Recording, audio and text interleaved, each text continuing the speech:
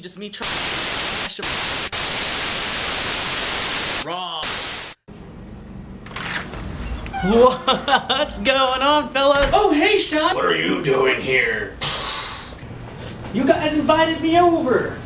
Yeah, heel? Don't you remember? Don't mind him, Sean. He's just a heel. Would you like some chips, Sean? Don't give him our chips. How dare you? Okay, guys, there's no need to fight. What are you fellas up to? Oh, we're just hanging out eating some chips. Wow, you guys love tearing into those chips. So, heel, what are you doing on the computer there? None of your business. As if. Seriously, what are you up to? It's just some idiot talking about wrestling. Here, take a look. Oh man, look at this guy, he's crazy. No, he's an idiot. He says he has something big planned for next week, though. Wait, isn't that today? And it's 9 p.m. Eastern Time, and it's 8 o'clock Central Standard Time! To the television! You guys are stupid.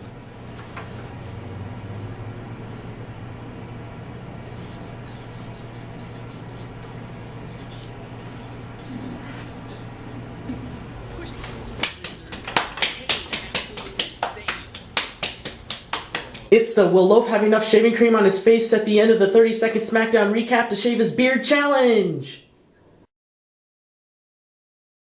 Things literally get out of control for 3 seconds between Orton Sheamus versus Jericho and Del Rio, and the match is stopped. AJ uses her new Festus power to defeat Caitlyn. Then Daniel Bryan troll faces AJ. Ryback has beaten Heath Slater. From the Vault has made a return. Cesaro defeats Alex Riley. Orton defeats Del Rio when Ricardo Rodriguez disqualifies him. Truth defeats Swagger via the lie detector. O'Neal and Young defeat Santino and Ryder because O'Neal did a body slam. Michael Cole shows us his awesome dance moves twice. Brodus Clay defeats Hunico, and Del Rio interferes and attacks Jericho to give Sheamus the DQ win. Almost, but not quite. But even if I did get it all on there, do you think I really would have shaved it off? You're not a marriable lady or a job. What kind of fool do you think I am?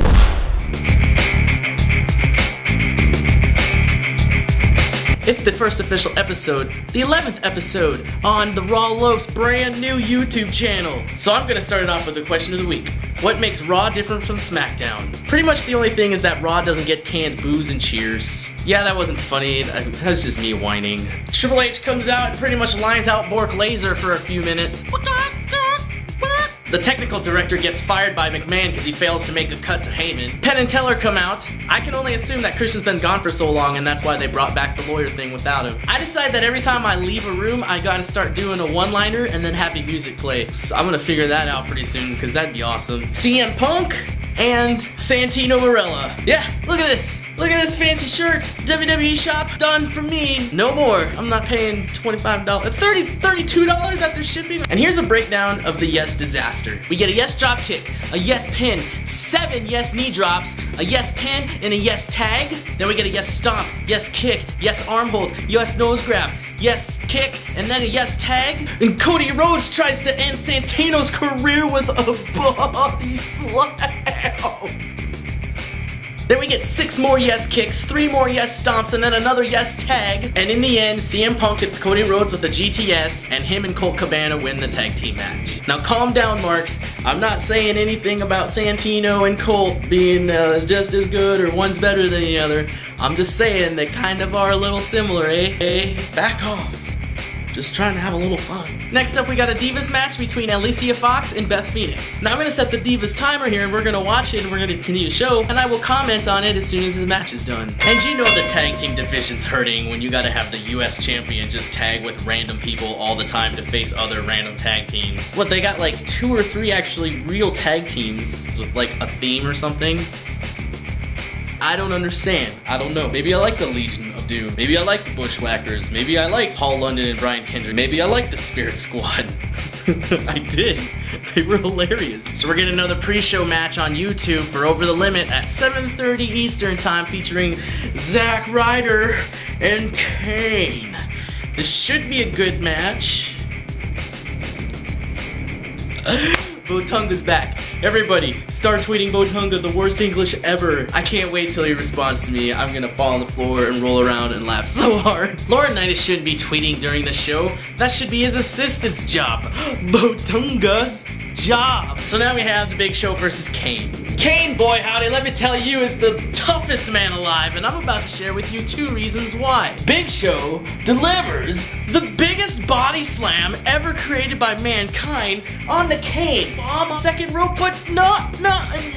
Kane rolls out of the way. Toughest man alive, reason number 1. Reason number 2, Kane goes to choke slam the Big Show. Hard Big Show just went down. Big Show said, I'm done. And Kane gets the win. After the match, Laurinaitis and Botunga go in the ring to get an apology from the Big Show. The Big Show disappears and Paul White comes out. Boy howdy, does he ever make a dramatic appearance. Now if you saw the match, Layla didn't come out till about 30 seconds into the match because she's probably putting on her makeup. So if you knock off those 30 seconds, she wasn't there because let's face it, that first 30 seconds of the match was just kind of like, we gotta give Layla some time to do whatever she's doing before she can come out. So you take that minute 20 and subtract 30 seconds, that's 50 seconds, that's under a minute. Under a minute diva matches 1, over a minute matches 0. Laurinaitis, in all of his great hearing, did not hear Paul White say I'm sorry, and again demands that he says I'm sorry again, demands that he gets on his knees, and for about 5 minutes we watch Paul White try to get on his knees, and it doesn't happen. And we find out that Johnny Ace doesn't love men on their knees as much as he does, because at the end of the day,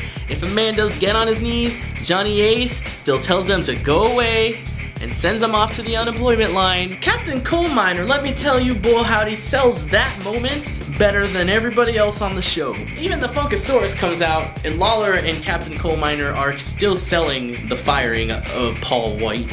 So next up we have Funkasaurus and True Kofi. If you don't know who Leslie Hall is, I want you to go into my description and I want you to find the link to her song Blame My Booty, because if you watch that, I guarantee you would rather have her over some girl who thinks that Melina versus Alicia Fox is the greatest match in WWE history, in pro wrestling history. Go watch the video and let me know what you think. And they're facing The Miz and Team 4G. And I might have to go back on my statement about not buying a $25 t-shirt, because if I am going to wear pink, it's going to be for Ziggler. Because man, oh man, can that guy sweep the floor. So my first question is, why does Dolph Ziggler keep running into Brodus' head? Second question is, do you know what is really amazing? Is doing a headstand while you're choking your opponent. And I'm pretty sure I can't even do a headstand. Talk about teamwork, let's look at Team 4G, both running in to save The Miz from getting pinned. Yeah, that was awesome. Holy Trouble in Paradise from Kofi. Man, that Trouble in Paradise,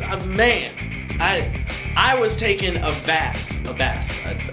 I don't know. I don't even know what word to say. But watch, I'm going to demonstrate.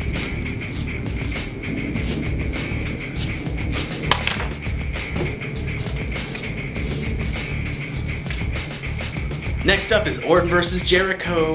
It's a good match through and through. Sheamus provides some pretty fun commentary. I don't think that these fellas are gonna make it till Sunday. Alright, that was bad, but I'm working on my Irish. Jericho throws Orton into Sheamus, which ignites Sheamus's anger, and he attacks Jericho, and Jericho wins via disqualification. And if you're wondering what it says on Sheamus's back or on his trunks, it means warrior. This is a very special invite for a very special lady known as AJ. I know you've been having a very rough time, and I would like to invite you onto your seat right here on Therapeutics a la Loaf. You can come anytime you want, and I can guarantee you will not leave unhappy.